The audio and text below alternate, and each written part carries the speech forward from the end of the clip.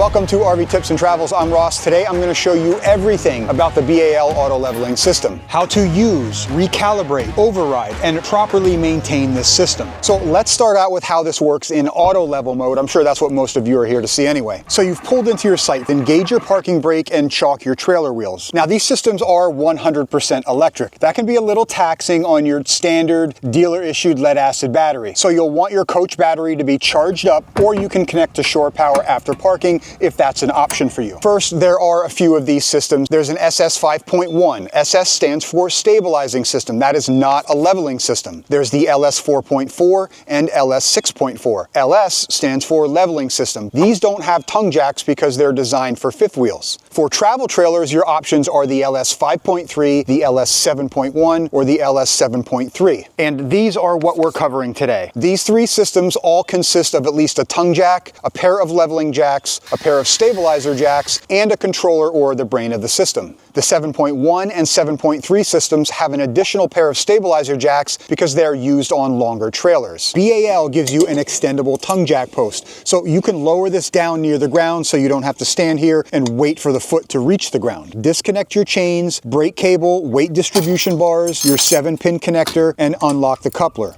Turn on your screen. Once it loads, you'll see this home screen. To raise the tongue jack, click the tongue jack mode button on the bottom right. Anytime you have an option selected, you will see a yellow highlight around that button. Once you click the tongue jack mode, now you can hold the extend button until your tongue is off the hitch ball, but continue extending until you're about 3 to 4 inches above the ball. Yes, an inch or so is usually more than enough to pull the truck away, but go to about 3 to 4 inches. I'll explain why I do this later. After your trailer is clear, move the truck away from the trailer. The next thing you'll do is lower the leveling jack landing gear so they're about an inch or so from the ground. These are what lift and level the roll, or the side-to-side level of the trailer. You need to lower these pads before leveling. If these jacks need to lower a good amount of distance to get the trailer level, they can stroke out or max out before the trailer even reaches level. You'll have 4 hole selections to choose from, so get them as low as you can to get maximum stroke range from the jack.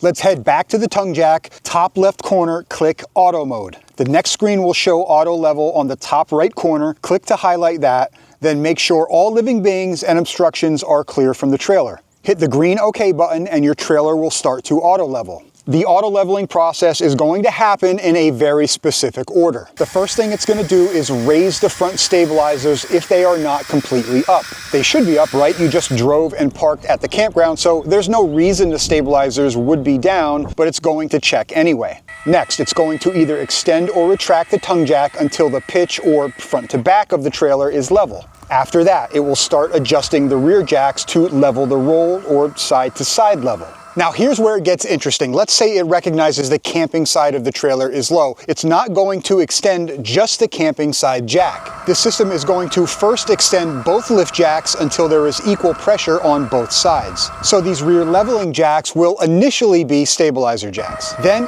it will raise just the low side until the RV is level side to side. It gets even more interesting. This is a 3-point leveling system, so it will not overstress the frame. With 4-point systems, raising one jack with the other 3 jacks down can put excessive pressure on that corner of the frame. This 3-point system allows the entire frame to kind of pivot on a center point, which is the tongue jack. Okay, once the rear leveling jacks complete the side to side level, you may or may not see the tongue jack readjust. In some cases, the pitch may have changed during the roll leveling process. If you don't see the tongue jack move, the pitch didn't change, and now it will lower the stabilizer jacks. These will not lift the trailer. They are not designed to. Now they do have to put some pressure between the ground and the trailer, but they will stop or amp out when the motors reach 30 amps. Okay, all jacks are now down. Let's head back over to the touchscreen. You'll see the system is still working. It's running through diagnostics to make sure everything looks good. Now, don't get impatient and hit the stop button after you see the stabilizers come down. Let it run through its test and wait for the completed confirmation. So to summarize, the movement of the components happen in this order.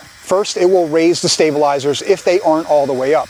Second, it will level the pitch of the RV by adjusting the tongue jack. Third, it will drop both leveling jacks down to stabilize the rear, then it will lift the low side leveling jack. Fourth, it may readjust the tongue jack if necessary. And fifth, it will lower the stabilizer jacks. It's important to understand the order for later in the video. Now the travel trailer is level, power the screen off, crack open your preferred beverage, set up your steps, open your slide outs, and you can continue with your setup process.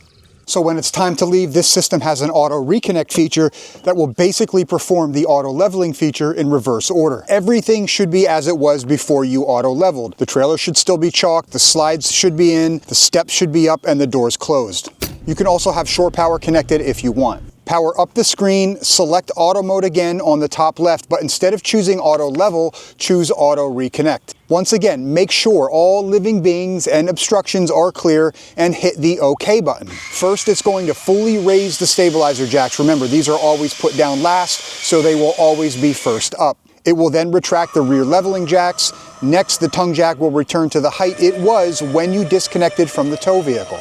And last, you'll get a beep and confirmation just like you did when you auto leveled after the auto reconnect feature has successfully completed. Remember I said earlier to leave about 3 to 4 inches between the coupler and the hitch ball after disconnecting. The reason we do this is because of settling. Trailer tires will have cooled down, therefore the pressure drops. If the trailer's on soft ground, it may slightly sink into the ground during the trip.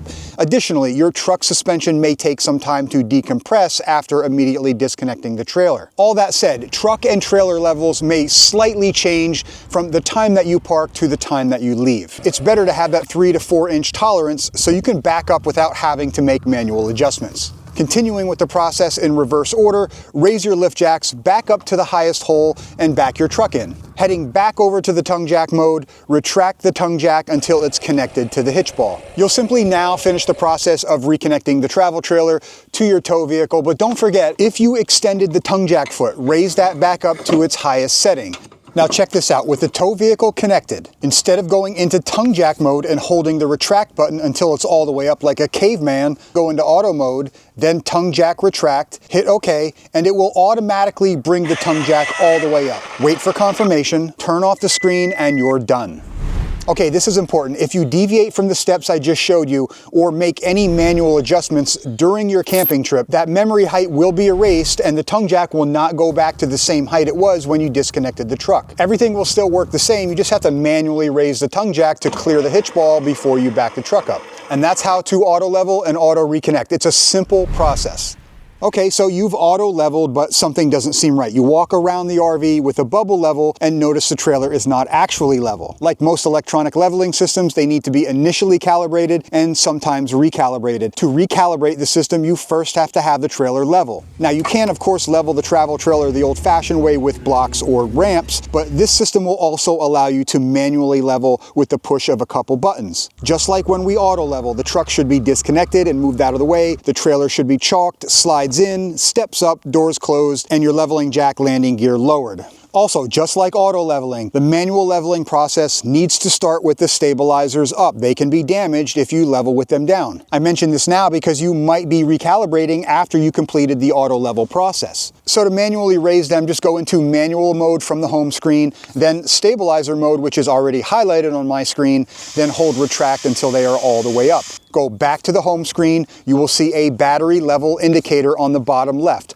Hold your finger on that battery button until a touchpad pops up. The code to manually level and recalibrate is usually 3759. Sometimes it's 9855 on some older models. Whichever code works for you, write that inside your lid with a silver Sharpie. Next, you will see the manual level and recalibration screen. Let's start by leveling the pitch. Using a bubble level, find out if your tongue is too high or too low. If it's too high, select retract. If it's too low, select extend. Then hold the front button to retract or extend the tongue jack. Once the pitch is level, use your bubble level to determine now which side is low. Select extend and hold the right or left button, whichever side is low, until the bubble level indicates the roll is level. Once the trailer is level, hit the set button on the bottom left. The middle button will read level set complete and it will take you back to the home screen. Now, the current level of the trailer has been reprogrammed into the controller, and there's an easy way to confirm this. Hit manual mode, then hit manual mode again, and you should see a bubble level on the screen with the bubble in the middle. You might be asking, why didn't I show you this earlier? The simple answer is the leveling system was not properly calibrated, so the bubble level would not be accurate, but it should be now. And that's how you recalibrate. It's not something you should really need to do all that often, if at all. I checked and recalibrated mine the day we brought the RV home from the dealership,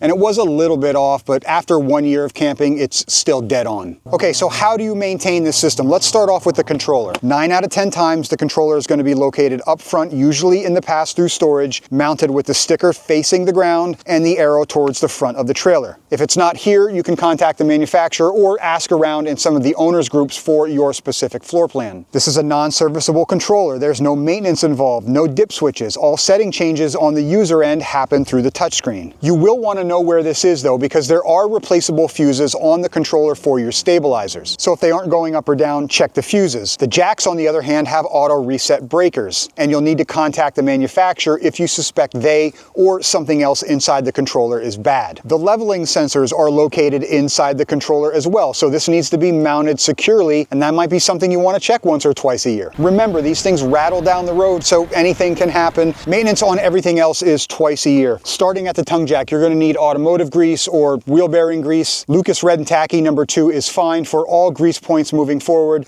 Extend the tongue jack halfway, about 12 inches, and remove this plug. You'll see the screw or worm screw in here, and just add a little grease to cover that area of the screw and replace the plug. Check the tongue jack mounting bolts. They should be torqued at 30 foot-pounds. Same thing on the leveling jacks. Extend them about halfway. These are a little shorter, so about 9 or 10 inches, and remove the plug. If you see the screw, you're down far enough. Again, add a little grease and replace the plug, and don't forget the other jack. They recommend checking these mounting bolts. These should be torqued at 80 foot-pounds. And one more thing with tongue jack and leveling jacks, you may eventually see some grease working its way down on these posts. The grease won't hurt anything, but if it's starting to attract dirt or debris, just wipe this off with a little solvent so nothing works its way up into the tube housing. Up to the stabilizers. These need to be extended so they're about an inch from the ground. The area we want to cover, again, is a screw. Now, this screw is exposed to the elements, so if this is dirty, you'll want to clean off any debris or old grease. My solvent of choice is Shop Solve. Just spray it on. You can use an old toothbrush to remove the dirt.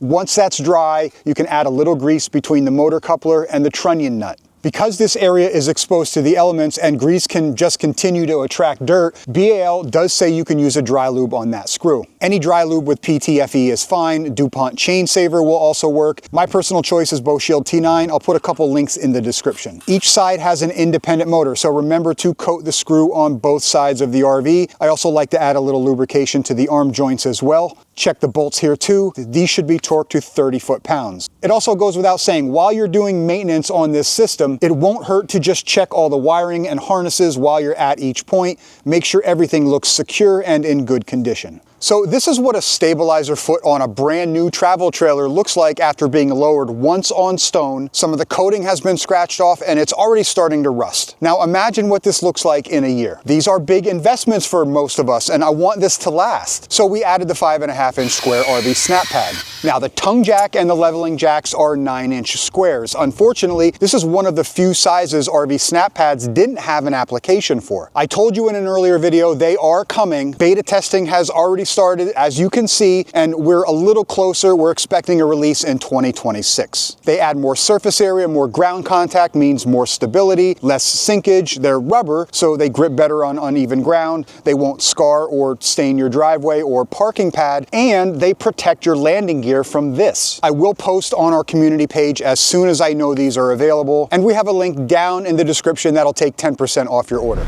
So if something happens where you don't have power or something fails, the system does have manual overrides. To override the tongue jack, remove this cover next to the touchscreen, and you'll need a 3/8-inch square drive or extension. With this in place, you can raise or lower the tongue jack. The lift jacks have a plastic plug on the bottom. Remove the plug and you'll need a 5/16 socket to manually raise or lower. The stabilizer override is right here on the end. This is a 3/4-inch hex. If you have X-Chalks, also made by BAL, the ratchet tool will work to override the stabilizers.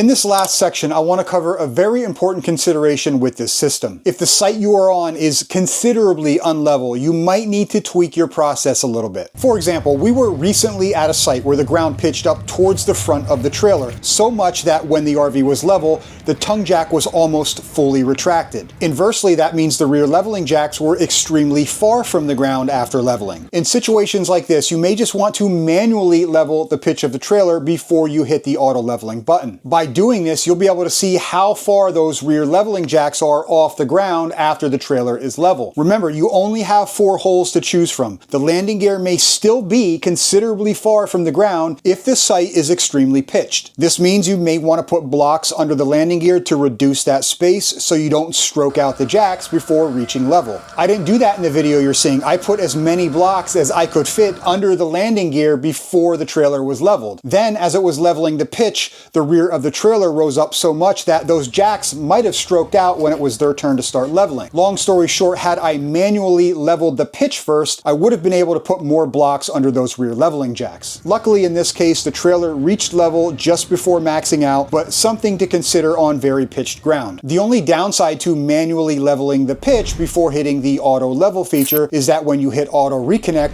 it's not going to put the tongue jack to the right height. So you'll just have to manually raise the tongue jack after auto reconnecting and before hitching up. Not a big deal though, because you had to do that anyway before you had this system. The same goes for sites where the ground is pitched up towards the back of the trailer. You may not need to lower the leveling jack landing gear at all, and you may need to block the tongue jack more than usual. All that said, even auto leveling systems have their limitations on uneven ground. So don't throw away those blocks if you have or get one. I will put a link to the user manual for these systems down in the video description. Thanks for watching, guys. Please like, comment, and subscribe, and we'll see you soon.